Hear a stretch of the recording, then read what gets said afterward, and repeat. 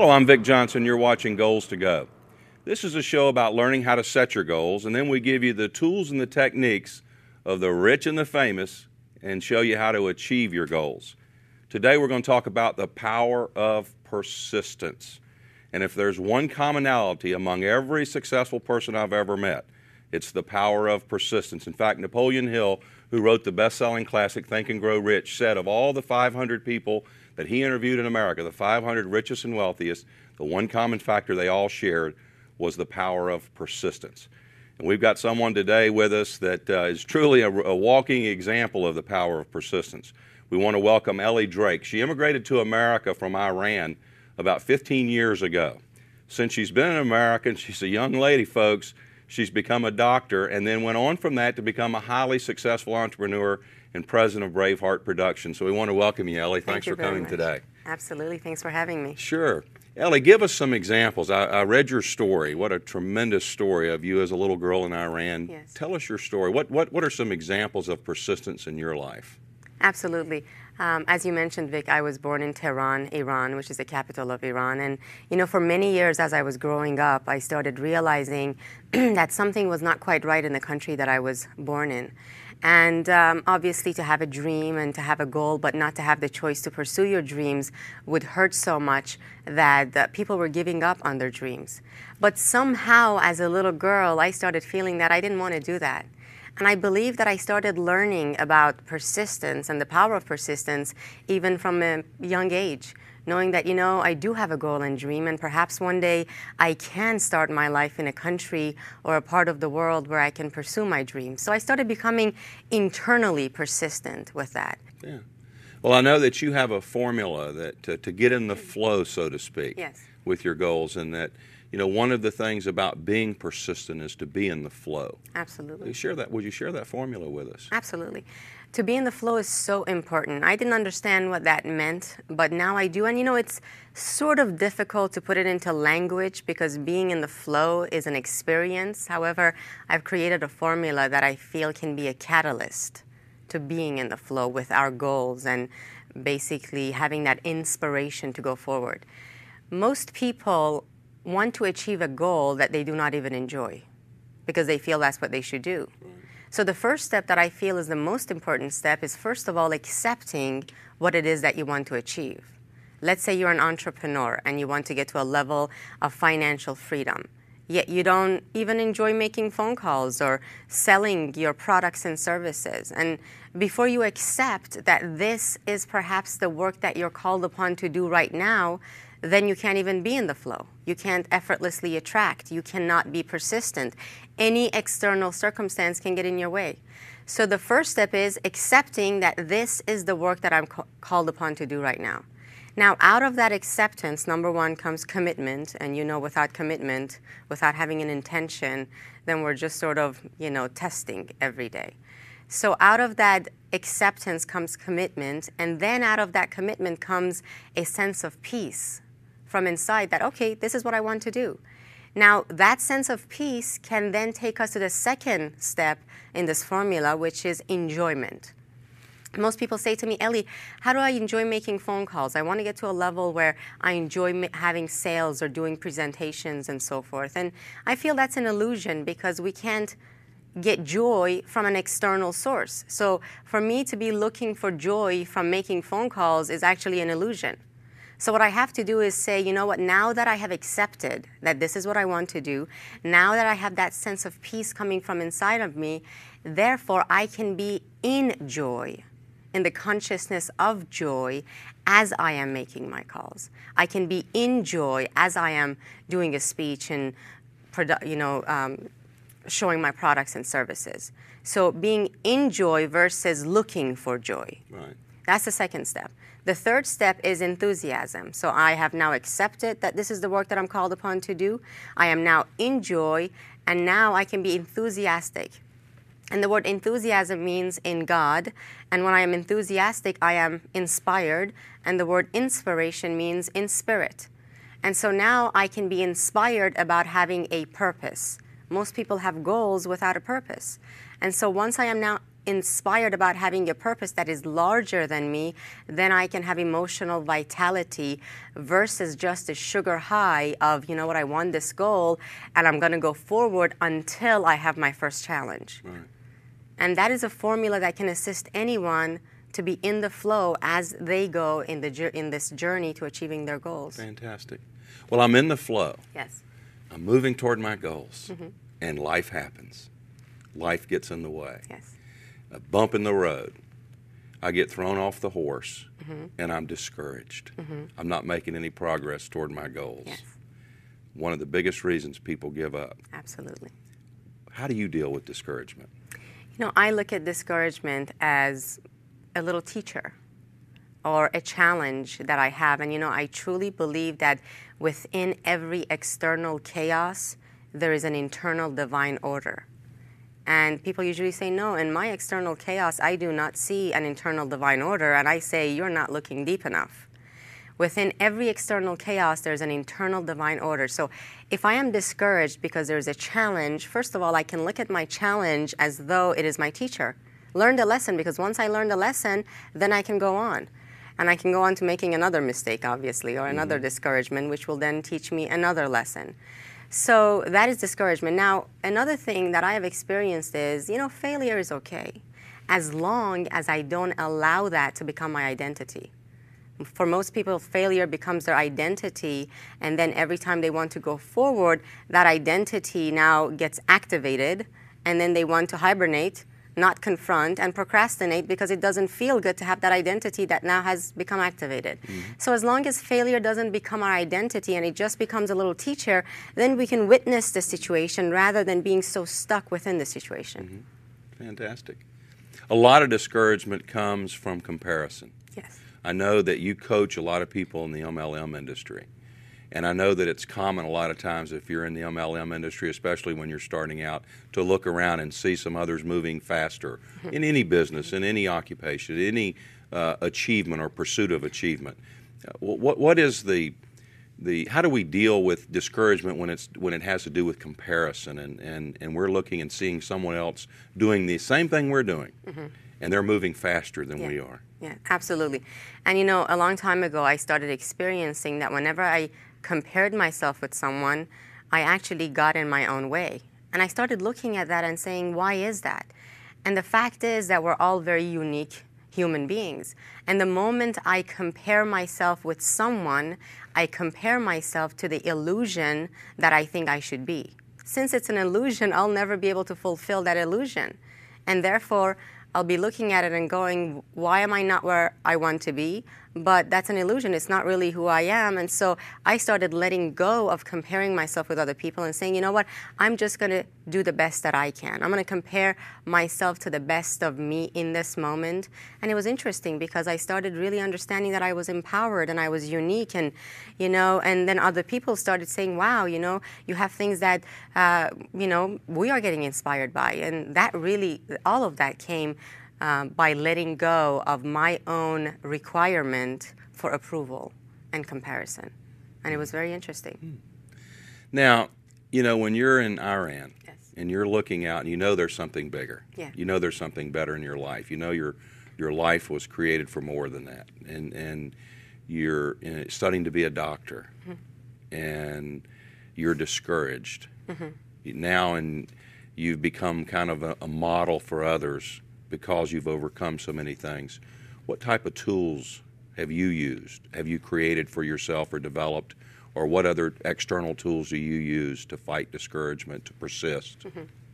First of all, we all know that everyone has to write their goals down, because without writing them down, then you haven't declared your goals. And you know, I always ask people, tell me your purpose and your values and your goals, you know, in the next 30 seconds. And people usually can't do that. And they start thinking in their left brain. And I say to them, if you cannot tell me your purpose, your values, and your goals, then you have a Swiss cheese vision.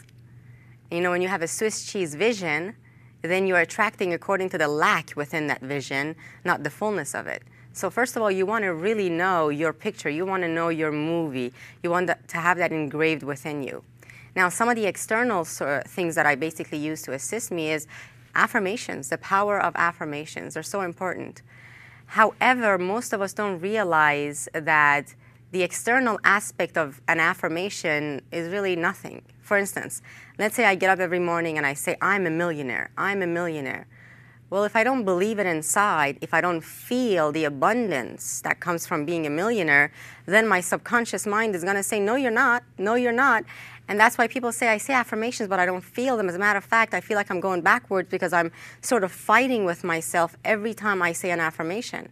So the key, the secret to saying an affirmation is, first of all, say your affirmation and then feel simultaneously the feeling that comes from having already achieved that affirmation or that goal. For instance, I am open to abundance. So I want to feel what it feels like to be in an abundant state of being, within, financially, externally, internally. And usually to be abundant feels joyous. And so when you say, I am abundant, you want to feel joy inside. That feeling inside is going to raise your vibration, your level of intention, and then that internal vision plus that external vision together, that's affirmation. Okay. Now, other than affirmations, for instance, I heard you've mentioned an attitude of lack, which is a great reason why a lot of people can't persist. Yes. How do you cure an attitude of lack? I mean, first of all, have you ever had it in your life? Can you remember a time when you felt a lack, and what did you do to turn your attitude into one of abundance, and what do you teach others to do? Because that big contributor to the reason why people don't persist. Absolutely. And I've been there myself, and it's so interesting because when we are in a state of need, we actually attract situations and circumstances and people to fulfill the need. Absolutely. So the more we say I need, the more we're going to have situations through which we'll need. And so I say to people, instead of looking at what you need, you want to change the mindset that you're coming from. And I have a formula, for instance, at the lower levels of consciousness or thinking, thought, people usually say, I need to make this happen. When you say I need, you're really just working for survival. Then above that is I have to make this happen. When you say I have to, it's usually for security. I want to is usually for social gain. I choose to is self-development. That's good. I love to, that's self-fulfillment. I'm called to do this, that's self-actualization. Now, from the lower levels of consciousness or thinking, we are attracting basically according to the levels of desperation. Right. At the higher levels, we're attracting according to the levels of inspiration. Right. And at the higher levels, we're in the state where there is not much resistance because it's sort of what I call surrendered action. I have let go, yet I'm going on anyway. Right. At the levels of desperation, I'm holding on and I'm so resistant, which is actually more difficult to achieve and attract at those levels. So instead of looking at our external circumstances, I have to change my leads and I have to change my product. Why not change the level of consciousness and thought that we're coming from? Because then the higher we go on that scale, then we'll attract according to that. Right. Well, and so much of that is fear. Mm-hmm. And we know the opposite of fear is faith. And we know that fear and faith can't exist at the same time. And a large part of faith is belief. How do you develop belief? How, when you first came up with the vision that you would become a doctor, for instance, how did you, and there certainly had to have been self-doubt. There had to have been a time when you wondered whether or not you could do it. What were some of the things you used to build your belief and strengthen your belief in that? Absolutely. It's so important, obviously, to have belief because without it, then so many things happen that we are not anchored. And there's a sentence that I love, and it says, you cannot anchor to an unanchored mind. And see, when our certainty does not far exceed the world's doubt, then people will not follow us. So we have to get to a level where our certainty will far exceed the prospect, the world, the group's doubt, or whoever we are presenting to.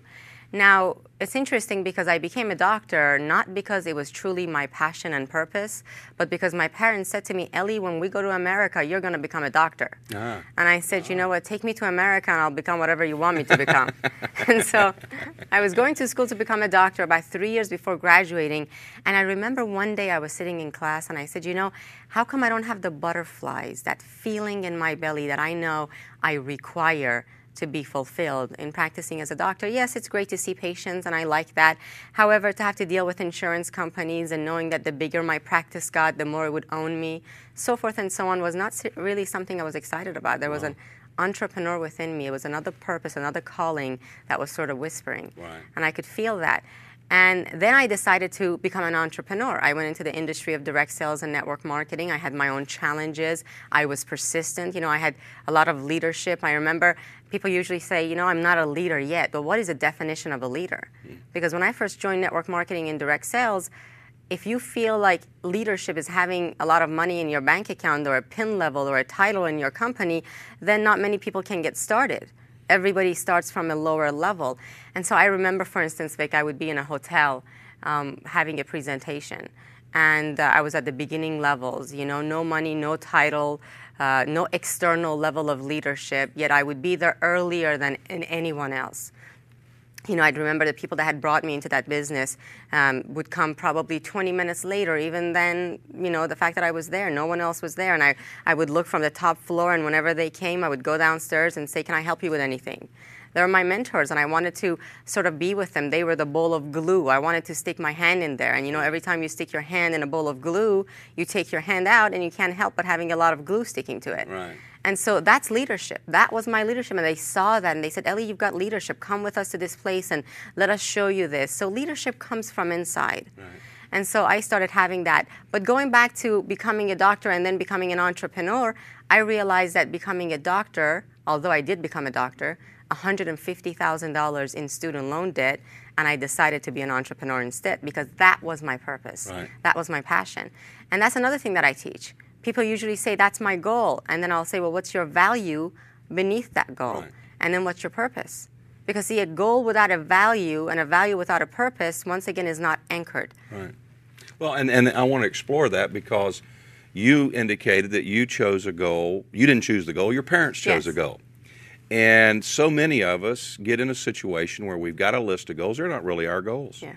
They're somebody else's goals. Maybe they're our spouse's goals, our children's goals, our boss's goals, whatever, but they're not our goals. Yeah. And so we get down and we're trying to accomplish those goals. We can't persist in accomplishing those goals because they're not ours. What's the relationship between goals and purpose and the importance of goals and our purpose? Absolutely. First of all, our goals have to be ours because, people that are around us, they may know, they may think that they know what's best for us, but they're not within us. And, I've learned that I've got one life to live, and if I live it correctly, once is enough. And so I wanted to live it according to my goals and purpose and values. Now, if you imagine a tree, the branch of a tree is what I call your goals. The tree trunk is what I call values, and then the roots are what I call the purpose. Now, if you imagine a branch without a tree trunk, the branch is all over the place. Any type of wind, any type of hurricane, any type of rain, any type of challenge, anything can just knock the branch out of the way. And that's what most people have, a goal without the tree trunk. The tree trunk is the value. Right. And once again, the value has to be anchored by the roots. Now, let's explain those. Let's say I'm an entrepreneur in the industry of direct sales and network marketing. I'll use an example. My goal can be that I want to sponsor 5 people and bring 5 new people into my business in 30 days. Right. Okay? Now, first of all, that cannot be a goal because I have no control over the 5 people. Right. What I have control over is the fact that, I can connect to 3 to 5 people a day for 30 days, as a result of which I'll have 3 to 5 people on my team. Right. So my goal has to be something I have control over. Right. Now, what's the value beneath that goal? Let's say my values are the fact that, when I have 3 to 5 people, I'll feel good. That's a value for me. That I'll feel like I'm doing something toward the security of my family. That will give us more financial freedom over the long period. So I have to write down 5 values for every goal, actually. Right. Then we'll go to the roots. Now, what's my purpose? If I accomplish my values over a long period of time, that will be my purpose having been manifested. Mm-hmm. My purpose, however, has to be really 1 or 2 sentences. It has to be my life's work. And I always teach people it has to start with I am. Because a part of us human beings being here is to declare and understand that we already are. Right. That we already are a drop from the ocean, and within the drop is everything that's in the ocean. Right. And so I am has to be the thing that it starts with.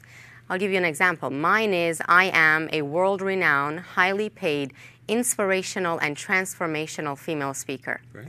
Now, I am a world-renowned, highly paid is what? Is receiving. Transformational and inspirational is giving.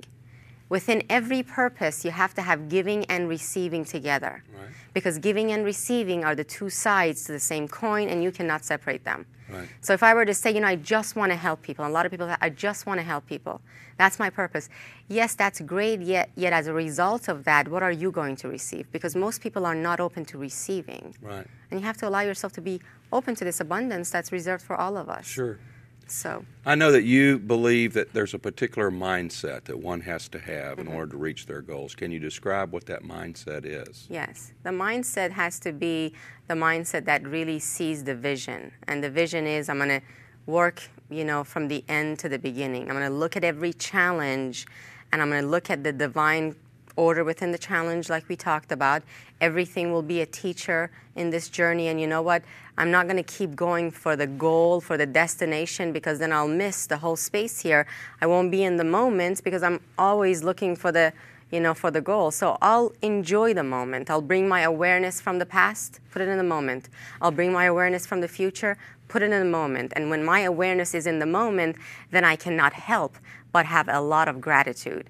When I have that type of gratitude, then I can accomplish so much more effortlessly, because to be in that state of gratitude, I'm coming from a state of abundance already. Right. When I'm in a state of abundance, then I attract according to that abundance versus attracting according to the lack of when am I going to get there. Right. So I no longer say I can't wait to get there.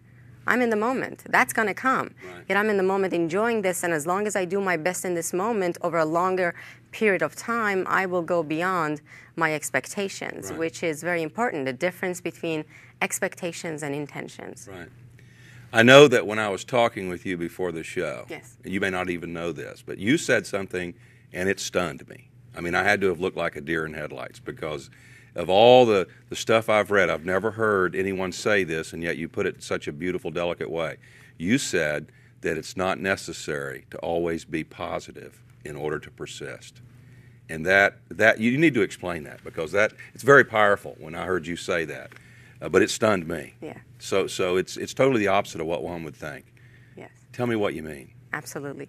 To be positive all the time is actually an illusion itself, because we are human beings.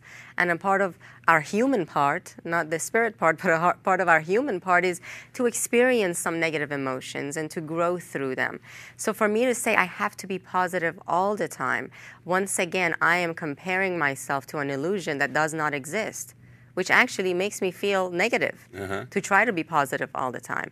Yet I can say that I can be balanced all the time. Now, to be balanced means one is always looking for a circumstance or a situation through which one can learn and have a new experience. And this is what I mean. I'll give you an example.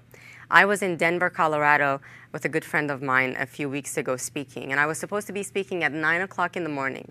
I get up on a Saturday, it was actually snowing, and I know the malls are closed and, everywhere is closed. 9 o'clock in the morning, going downstairs, and I live in Atlanta, so I had no idea what was around. I fixed my hair, and I put my clothes on, and I go to pick up my shoes, and I couldn't find them. And I said, oh my God, my shoes, I forgot my shoes, and the shoes that I came here with yesterday will not match my outfit. So now, what am I supposed to do, be positive? No, I mean, it's a negative situation. So I start going, okay, this is negative, and yes, next time I will be more careful, I will go over my list. However, instead of sitting here and being so negative and going, what am I going to do, and I always do this, and beating myself up, or trying to be, okay, I'm so positive, yet I'm not in the moment. I said, you know what, I'm just going to be balanced right now. I'm going to create a new experience. And I said, I've never done this before, but this is going to be my new experience. I'm going to walk out there, in the auditorium with a lot of people without my shoes because I have no other choice. I walked downstairs, and my good friend who was speaking with me, he saw me and he said, "Nice shoes." I said, "Thank you very much." And I walked inside, and a lot of the ladies said, "Wow, that's the way to do it." And I was supposed to be on the stage, but I have to tell you, the one thing that I learned from that, which is often the case, we learn so many things from being balanced and having new experiences. The one thing that I learned from that is, man, this is empowering. Because 5 to 7 years ago, I would have never allowed myself to do this. Right. Yet right now, I am comfortable enough in who I am that I can just walk out there with no shoes on. Right. And it was pretty empowering. It was very freeing. And so when we create new experiences on a daily basis, let's say we're an entrepreneur, and instead of being on the phone when someone else says, you know, "What's this about? Tell me right now," and us getting to this state of fight or flight and feeling rejection, getting activated within our brain, and, you know, shoulders hitting earlobes, you know, being so tight when somebody else says that, we must just relax and say, you know what, I'm going to be balanced right now. Right. I'm going to create a new experience. You know what, every one of us as human beings is very wise and very clueless at the same time. Right. Perhaps this person right now is being clueless. I'll be wise. I'll create a new experience, and I'll say, you know, this may not be a good time for you, or I can appreciate that. I can see and feel that you're not feeling good today, and just create my own new experience. Fantastic. Yeah. BraveheartProductions.com. That's your website. Tell me more about what Braveheart Productions does. Absolutely. Braveheart Productions is my website, seminar, speaking company, and you know, my purpose and passion has always been, from the time that I was very little, to be a speaker. I was in elementary school back in Iran, and one day a teacher did not show up, and they said, "Anyone wants to take over?" And my little hand went up, and I went, "Oops, what did I just do?" It was my little whisper, my little sign that this is perhaps what I'm supposed to do. They gave me a microphone. I was in front of 600 kids, and I felt great. And then I felt that, you know, all the way to sitting in a convention in my 20s and seeing one of the biggest motivational speakers of all time go across the stage, and at that moment, I knew that that was exactly what I wanted to do. So I decided, you know what, I'm going to do what it takes to become an inspirational and transformational speaker one day. But I also knew two things, Vic. I also knew the fact that I have to learn more English so I could talk about it. And second of all, I have to become successful, which is, once again, being persistent and setting goals. So I got to a point where I had achieved, tremendous success financially and in some other areas as well. And so I said, now I'm ready. I started Braveheart Productions. Now, the term Braveheart for me sort of explains me. Because when I first started saying that I want to speak, my mom said to me, "Ellie, that takes a lot of courage. Because you just learned English 15 years ago. You still learn English. You have a little bit of an underlying 7-Eleven accent. And you're saying that you want to get on a stage and speak to thousands of Americans who have mastered this language." And I said, you know, every time I do that, every time I go on the stage, then, you know, I must have a brave heart. So Braveheart Productions basically is where they can go to see. I have a lot of seminars. I have a lot of conference calls on a weekly basis. I do personal coaching. I have some products that can definitely assist people. And I look forward to meeting some people and talking with them if they choose to go to Braveheart Productions. And yeah, it's a great website. Well, thank you so much for joining us today. It's been outstanding. You're a very wise lady. I want to thank you for joining us. Next time we'll cover smart and effective goals. We've had Ellie Drake today. Now you've got your goals. It's time to go.